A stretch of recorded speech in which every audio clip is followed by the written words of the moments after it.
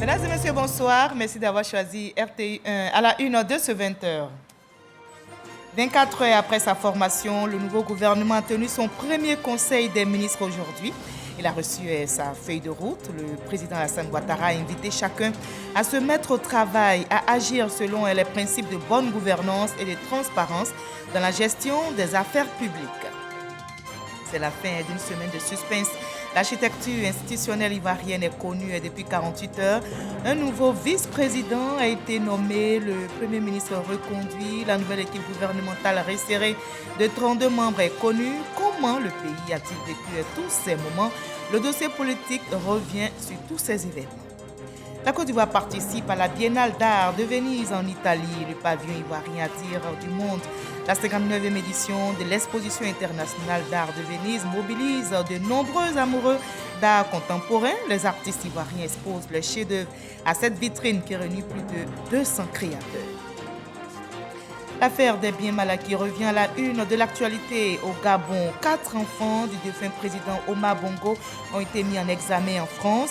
La justice les soupçonne d'avoir bénéficié d'un important patrimoine acquis frauduleusement en toute connaissance de cause ces dernières décennies. Soyez les bienvenus sur RTI1. Nous commençons tout de suite par la présidence de la République, où le chef de l'État s'est entretenu avec l'ambassadeur de la République démocratique du Congo. La diplomate congolaise est en fin de mission dans notre pays. Avant son départ d'Abidjan, elle est allée faire ses adieux au président Ouattara. La Côte d'Ivoire et la RDC entretiennent de solides relations qui datent depuis les indépendances. Viviane Aimé. Après plusieurs années passé en Côte d'Ivoire en tant que chef de mission diplomatique de son pays, la République démocratique du Congo, l'ambassadeur Isabelle Iboula Ngangeli est en fin de mission. Avant de regagner son pays, elle a été reçue ce jeudi 21 avril par le président de la République Alassane Ouattara au palais présidentiel. Comme je dois rentrer au pays, je suis venu dire au revoir au président de la République. Les relations diplomatiques, je veux dire, entre la Côte d'Ivoire et la RDC sont au beau fixe. Donc les relations datent depuis les indépendances des deux pays. Je crois que depuis mon arrivée ici, la coopération a évolué normalement. Alors je pense que dans l'avenir aussi, elle va continuer et puis ça ne va souffrir d'aucun problème. Son Excellence Isabelle Iboula Ngangeli, ambassadeur de la République démocratique du Congo, était de fait la plus ancienne parmi les chefs de mission diplomatiques accrédités en Côte d'Ivoire depuis ces 12 dernières années. Dans l'actualité nationale également, notez que la nouvelle équipe gouvernementale mise en place ce mercredi 20 avril a tenu aujourd'hui son premier conseil des ministres, comme l'a voulu le chef de l'État. C'est une équipe resserrée de 32 membres dont la feuille de route a été déclinée lors de ce conseil. Le Premier ministre Patrick Achi a invité tous ses collaborateurs à se mettre au travail sans délai. Le président Ouattara, lui, demande à chacun d'agir selon les principes de bonne gouvernance et de transparence dans la gestion des affaires publiques. On retrouve Viviane Aimé. Tout comme le sont ceux qui viennent de réussir à un précieux concours, ils étaient particulièrement heureux et fiers d'avoir été retenus pour poursuivre la noble et exaltante mission gouvernementale. En ce premier jour de rentrée du nouveau gouvernement, ils étaient presque tous là. Un seul absent, le ministre des Mines, du Pétrole et de l'Énergie, Mamadou Sangafoa Coulibaly, en mission. Ce premier conseil des ministres se voulait une réunion de prise de contact entre le président de la République et les membres du gouvernement. Le rôle est revenu au Premier ministre Patrick Achi d'exprimer au président de la République la reconnaissance de la nouvelle équipe gouvernementale, son dévouement et son engagement à réaliser les orientations fixées au programme d'action gouvernemental. Excellence, Monsieur le Président de la République, vous avez, lors de ce congrès, bien voulu renouveler votre confiance en ma modeste personne en me reconduisant en qualité de Premier ministre, chef du gouvernement. Cela m'honore et cela m'oblige. Cela m'honore de continuer à bénéficier de la proximité de ce grand homme d'État, de ce président que vous êtes et que notre pays a la chance d'avoir, de bénéficier de son apprentissage éclairant, de son exigence légitime, de son ambition patriotique immense. Et cela m'oblige. Cela m'oblige de continuer de servir avec excellence, abnégation et humilité votre vision pour une Côte d'Ivoire toujours plus solidaire. Excellence, Monsieur le Président de la République, la nouvelle équipe gouvernementale, qui compte désormais 32 membres, mesure à sa juste valeur l'insigne honneur qui lui est fait et l'ampleur de la responsabilité qui est la sienne, dans la poursuite de l'œuvre de construction nationale et de transformation socio-économique que vous menez depuis plus d'une décennie, avec vos gouvernements successifs et l'engagement du peuple de Côte d'Ivoire. Je voudrais ainsi vous traduire, Excellence, au nom de chacune et de chacun des membres de ce nouveau gouvernement, leur profonde reconnaissance pour l'extraordinaire marque de confiance témoignée à leur égard et vous assurer de leur pleine conscience de l'importance stratégique de la responsabilité nationale qui leur est ainsi confiée. Soyez certains de leur dévouement, comme de leur détermination à vous accompagner dans votre grande ambition de bâtir une Côte d'Ivoire toujours plus belle, plus forte et plus riche. En retour, le président de la République, tout en assurant la nouvelle équipe gouvernementale de sa confiance, a donné certaines directives. Monsieur le Premier ministre, je voudrais vous féliciter pour la énième fois. D'abord, cette fois-ci, pour votre nomination à la tête de ce nouveau gouvernement. Vous le saviez depuis le jour de la dissolution du gouvernement que j'envisageais de vous renouveler ma confiance. C'est maintenant chose faite. Votre reconduction et la reconnaissance de votre compétence et de votre efficacité à la tête du gouvernement ainsi que de votre engagement au service de la nation. Mesdames et Messieurs les ministres d'État, Mesdames et Messieurs les ministres, je vous félicite également pour votre nomination au sein du nouveau gouvernement. Vous êtes des femmes et des hommes compétents et de grande expérience. Je suis convaincu que vous releverez les importants défis que Monsieur le Premier ministre vient de vous présenter. Je voudrais remercier tous les ministres sortants pour leur contribution et surtout pour l'important travail accompli au service de nos concitoyens. Comme je l'ai dit, ils n'ont pas démérité et je suis sûr qu'ils sauront mettre à la disposition de la nation leur expérience pour d'autres responsabilités. Monsieur le Premier ministre, au regard de la taille de certains ministères et les importants défis à relever, je demande que les choix des directeurs de cabinet soient soumis au préalable à notre validation. Et je vous demande, Mesdames, Messieurs les ministres, de vous mettre au travail dès à présent afin d'accélérer la mise en œuvre de notre programme de gouvernement. J'attends de vous beaucoup plus d'initiatives et de célérité dans la mise en œuvre de notre programme Une Côte d'Ivoire solidaire, dont l'objectif premier est l'amélioration des conditions de vie de nos concitoyens. Je vous exhorte tous à agir dans le strict respect des principes de bonne gouvernance et de transparence dans la gestion des affaires publiques et de suivre de manière rigoureuse la gestion des établissements publics qui sont sous votre autorité. Enfin, je vous demande à nouveau de faire preuve d'humilité dans l'exercice de vos fonctions et de considération à l'endroit de nos concitoyens. Félicitations. À la fin de la séance, le porte-parole du gouvernement, le ministre Amadou Coulibaly, dans son point de presse, a fait 2 annonces concernant l'ordre du jour du Conseil. Il y a eu 2 points de divers. Le premier point de divers a porté donc sur l'information de la nomination de M.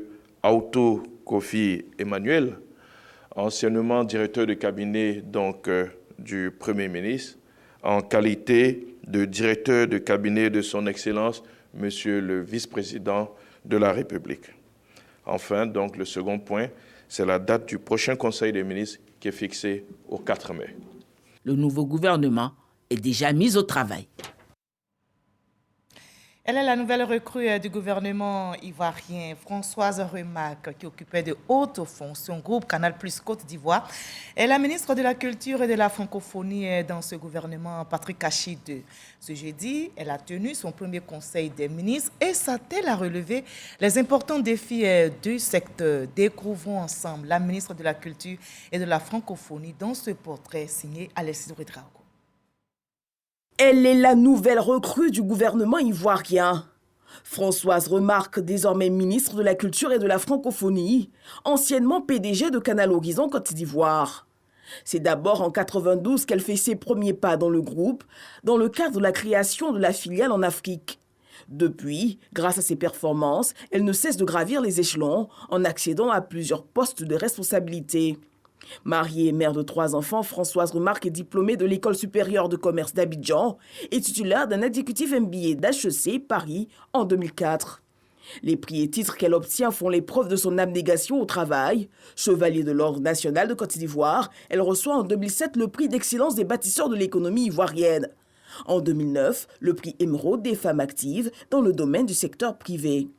Tournée aussi vers le social, Françoise Remarque accompagne différents projets liés à la jeunesse, l'insertion des jeunes filles déscolarisées, la promotion d'actions d'entrepreneuriat culturel et sportif.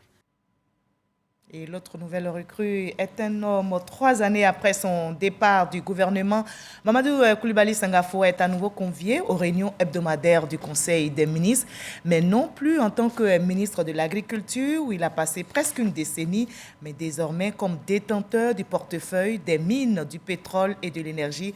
Son portrait est dressé pour vous par notre reporter Lansini Bakayoko. Mamadou Sangafowa Coulibaly, nouveau patron du ministère des Mines, du Pétrole et de l'Énergie, en remplacement de Thomas Camara.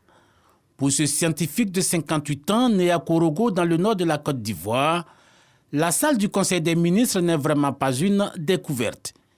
De mars 2010 à septembre 2019, Mamadou Sangafowa Coulibaly avait déjà occupé le poste de ministre de l'Agriculture et du Développement rural. Producteur de mangue, il a courant 2000 été administrateur du Fonds de régulation de contrôle café-cacao, tout comme du Centre de démonstration et de promotion de technologie. Mamadou Sangafowa Coulibaly a également exercé les fonctions de commissaire du gouvernement au sein du Fonds interprofessionnel pour la recherche et le conseil agricole, avant de prendre la présidence du comité de gestion de l'Institut national de formation agricole de Bingerville. Marié et père de 4 enfants, sa riche carrière professionnelle lui a également donné l'opportunité de siéger à la Commission nationale de supervision de l'identification ainsi qu'à la Commission nationale de désarmement, de démobilisation et de réinsertion, toutes les deux dissoutes aujourd'hui. Mamadou Sangafowa Coulibaly est un pur produit de l'école ivoirienne, ayant fait la quasi-totalité de son cursus en Côte d'Ivoire, notamment au lycée scientifique de Yamoussoukro, où, auréolé d'un bac série C en 1986, il s'inscrit à l'université d'Abidjan, puis au prestigieux Institut national supérieur de l'enseignement technique, où il a décroché un diplôme d'études comptables et financières en 1992. Au plan politique, Mamadou Sangafowa Coulibaly est un cadre du Rassemblement des oufouettistes pour la démocratie et la paix RHDP. Il est chargé du suivi de la réforme de la carte du militant. Voilà, et c'est la fin donc d'une semaine de suspense. L'architecture institutionnelle ivoirienne est connue depuis 48 heures avec la nomination d'un nouveau vice-président, la reconduction du Premier ministre Patrick Kachi dans ses fonctions et la formation de la nouvelle équipe gouvernementale resserrée de 32 membres. Ce jeudi, donc, la mise en scène de cette équipe vient clore la semaine de suspense. Le dossier politique de ce 20h revient sur tous ces événements qui ont tenu chacun de vous en haleine. Comment notre pays a-t-il vécu tous ces moments? Le dossier politique est signé ce soir Alexis Ouedraogo.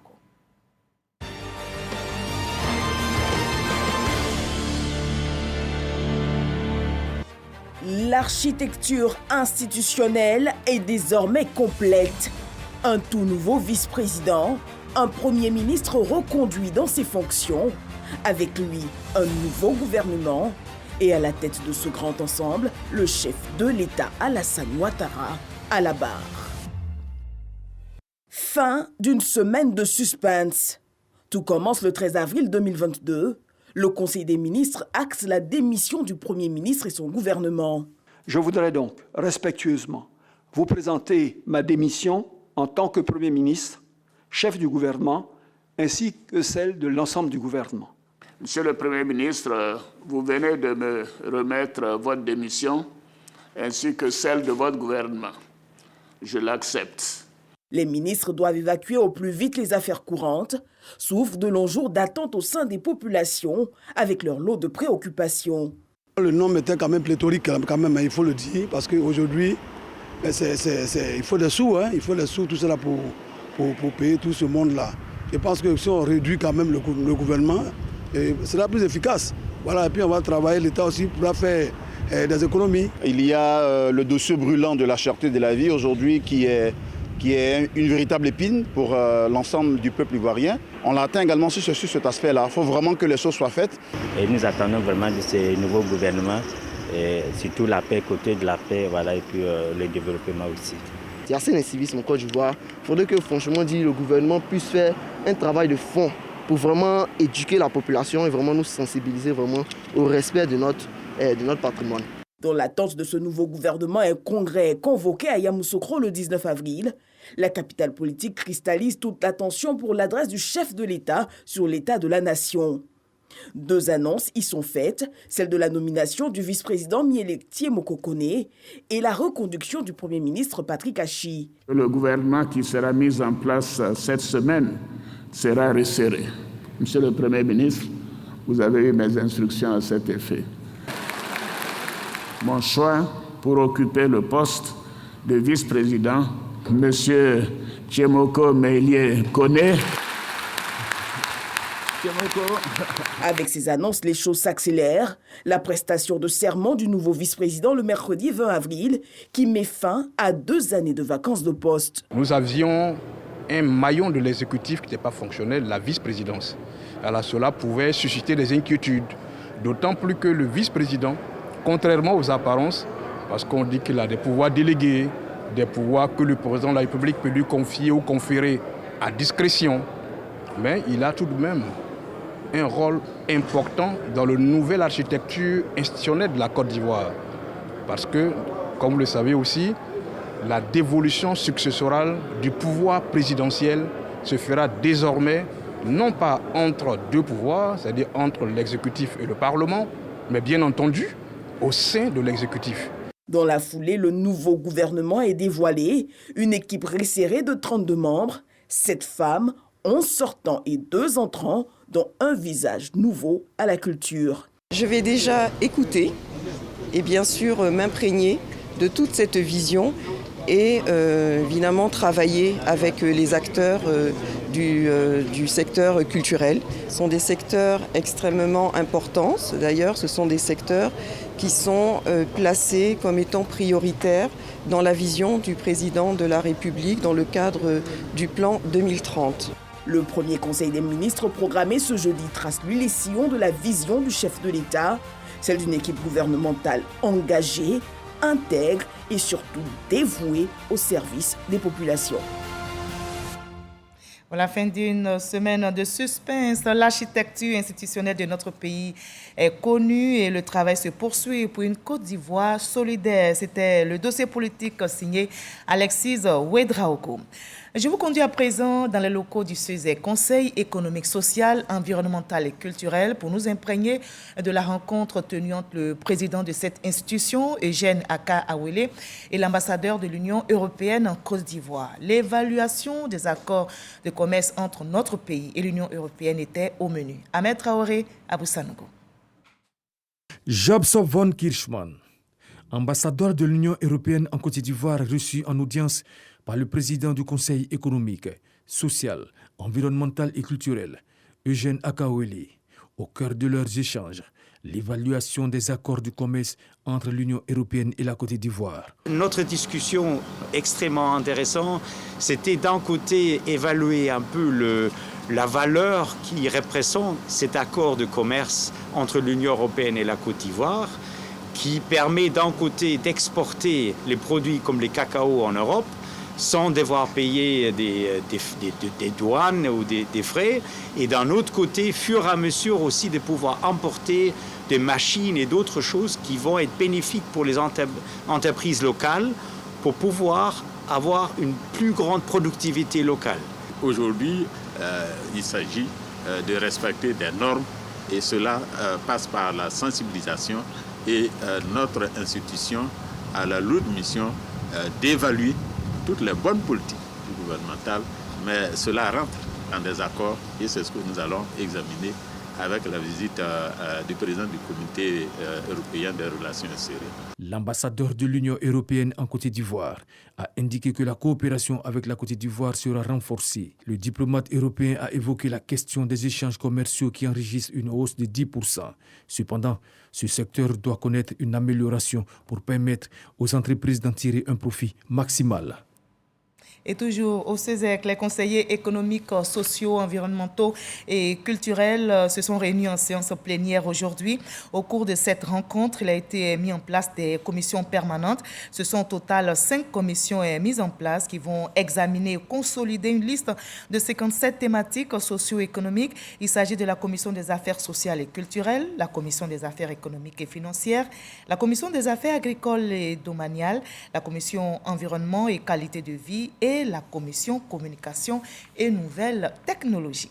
Place à présent au point de la situation sanitaire en Côte d'Ivoire, dominée par le coronavirus.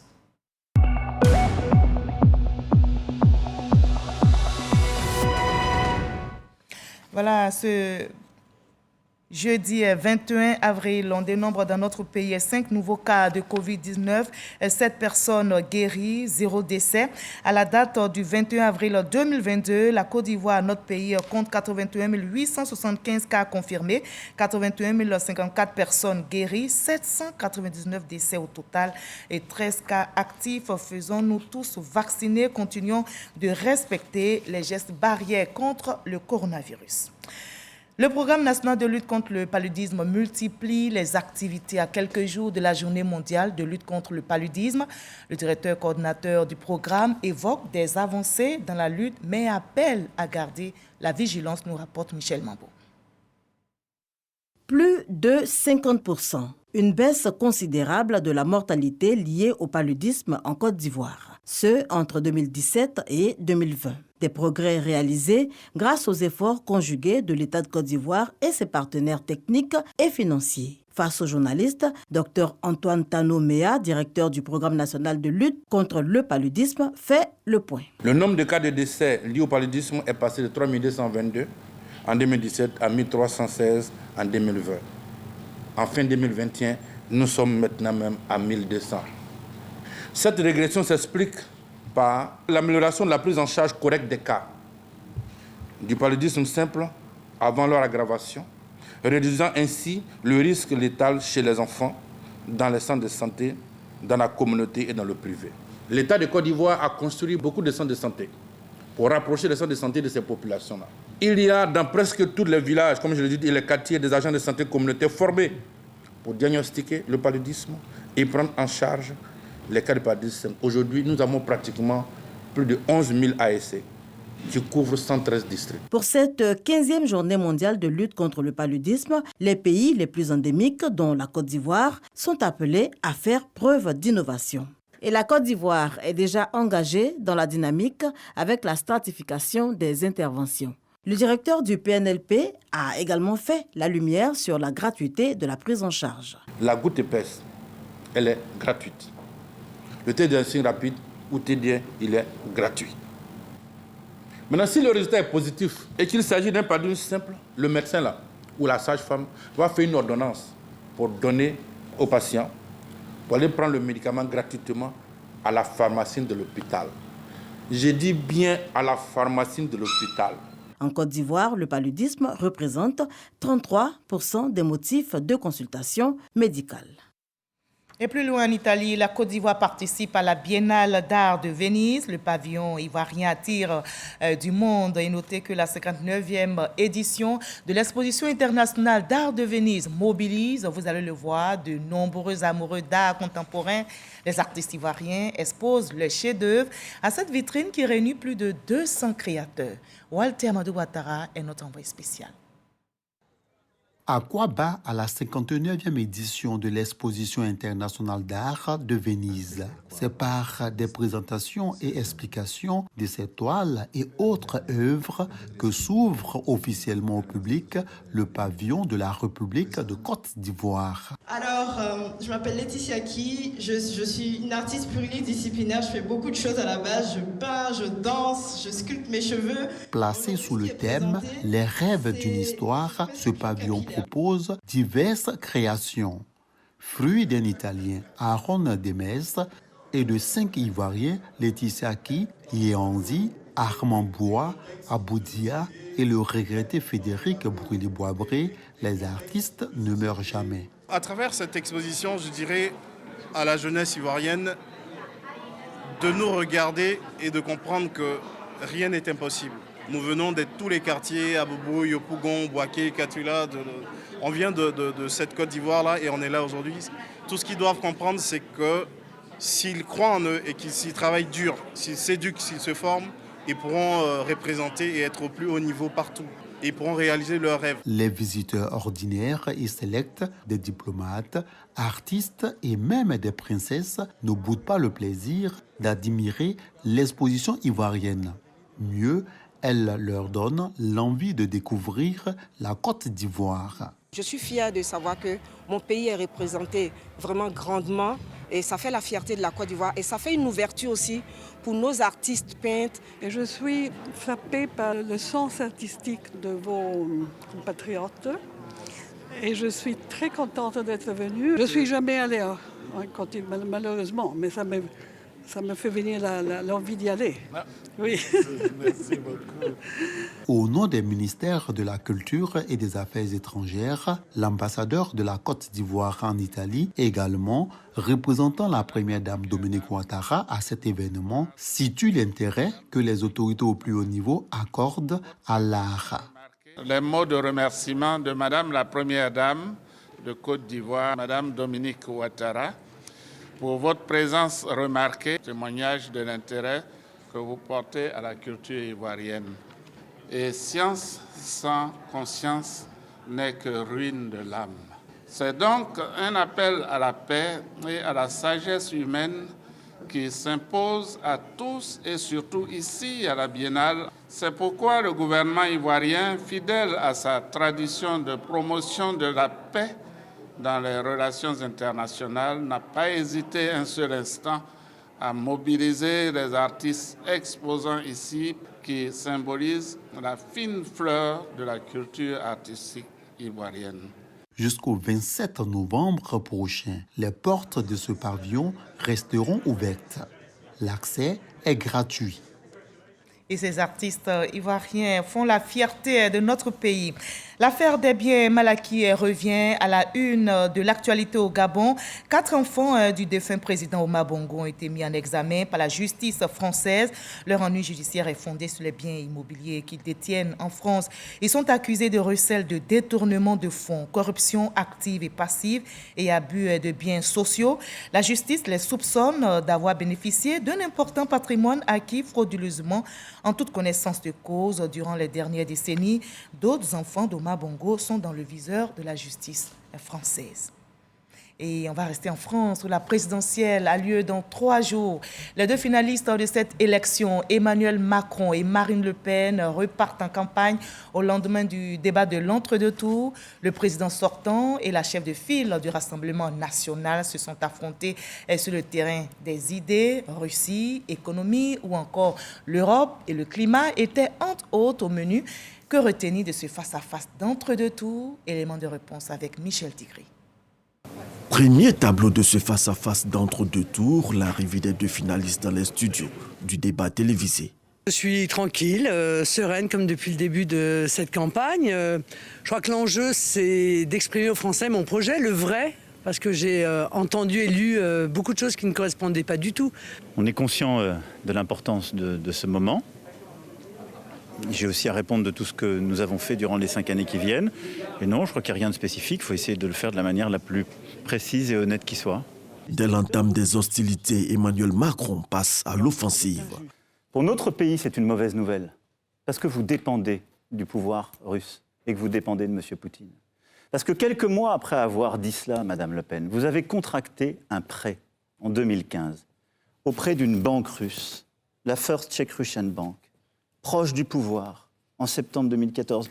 Puis vous avez ensuite reboutiqué ce prêt auprès d'autres acteurs. Tout ça est totalement transparent, connu, notifié, notarié, qui sont impliqués d'ailleurs ensuite dans la guerre en Syrie. Et donc, vous ne parlez pas à d'autres dirigeants, vous parlez à votre banquier quand vous parlez de la Russie. Consciente de l'enjeu, Marine Le Pen ne s'est pas laissée démonter comme lors du premier débat de 2017. Il sait pertinemment que je suis une femme absolument et totalement libre et que je défends parce que je suis une patriote et que je l'ai démontré toute ma vie, la France et les Français, toujours, en toutes circonstances. Maintenant, ce que vous dites est faux plusieurs fois. D'abord, je vous ai retrouvé un tweet que j'avais fait le 9 novembre 2014. Je soutiens une Ukraine libre qui ne soit soumise ni aux États-Unis, ni à l'Union européenne, ni à la Russie. Économie, prix de l'énergie ou encore l'Europe et le climat, les thèmes s'enchaînent lorsque la question du voile islamique refait surface. Je suis pour l'interdiction du voile dans l'espace public. Je l'ai dit de la manière la plus claire. Je pense que le voile est un uniforme imposé par les islamistes. Je pense que une grande partie des jeunes femmes qui le mettent ne peuvent pas faire autrement en réalité, même si elles n'osent pas le dire, puisque celles qui ne le mettent pas, en revanche, témoignent du fait qu'elles sont isolées, du fait qu'elles sont insultées, du fait qu'elles sont mises de côté et accusées d'être impures. C'est ça, je crois. Emmanuel Macron contre-attaque. Dans les services publics, il y a une neutralité des services publics, elle est absolue. Par contre, dans la cité, vous allez créer la guerre civile si vous faites ça. Je vous le dis en toute sincérité. Parce que ça veut dire que vous vous attaquez... C'est très grave ce que vous dites là, monsieur. C'est très grave parce que ce que vous proposez c'est très grave. Parce que ce que vous dites, c'est qu'en réalité, les gens n'accepteraient pas de se soumettre à la loi. Ce que vous dites est très grave. Macron et Le Pen auront pendant plus de 2h45 joué leur va-tout pour tenter de convaincre les indécis et les abstentionnistes du premier tour, notamment ceux de gauche, dont le choix devrait être déterminant dans les bureaux de vote dimanche prochain. Rien n'a été lâché jusqu'à la dernière minute du débat. Puisque le temps presse. On est beaucoup presse. plus discipliné qu'il y a 5 ans, Madame Le Pen. Oui, c'est vrai. Écoutez, on voit qu'on vieillit. Je crois que c'est factuel. Je serai très respectueux à votre égard.